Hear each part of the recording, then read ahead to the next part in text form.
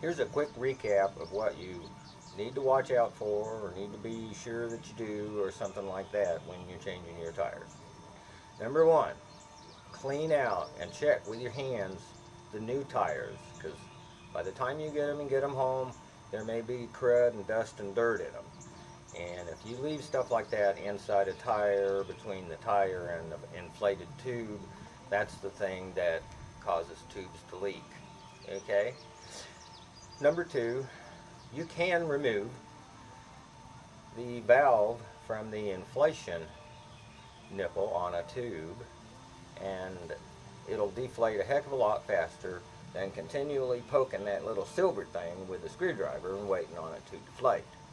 So if you have one of those cool, you can't see it, but a lot of the caps used on a tube, you turn them over and push them in, you can unscrew the inflation valve out of your tire. And it doesn't hurt to do that. Just wipe it with a clean cloth and put a little oil on it, and you can put it back in later.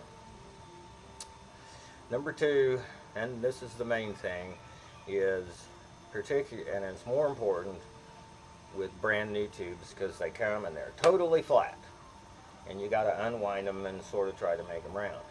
Well, when you stuff them in your tire, you want to make sure that, number one, there's no little folds in them, and number two, you don't want to pinch them in between your rims when you finally get around to tightening your rims. So I like to do two things. You check it in between the two rims before you snug them all the way down, and make sure that you push that tube out of the way of them two rims. And I also like to put about 3 or 4 pounds of air in the inner tube, so that it actually takes a donut shape in there. And before you put the second rim on, if you just inflate it a little bit, you can run your hand around in there and make sure there's no folds or anything like that on that tube inside your tire. So generally, if you'll take care of your tube, you won't have no leaks. So there you go. And it's time for these tires are a-changing.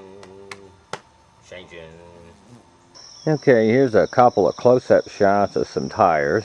That one that you're looking at there just barely has some tread down the center of it, but not much.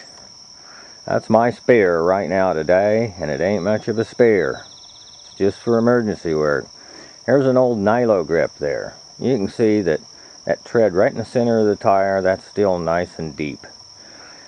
So that's a good spare, but it's a nylon grip, and Lord only knows why anyone would want to run them. Anyway, there you go. Good tire on the left, bad tire on the right.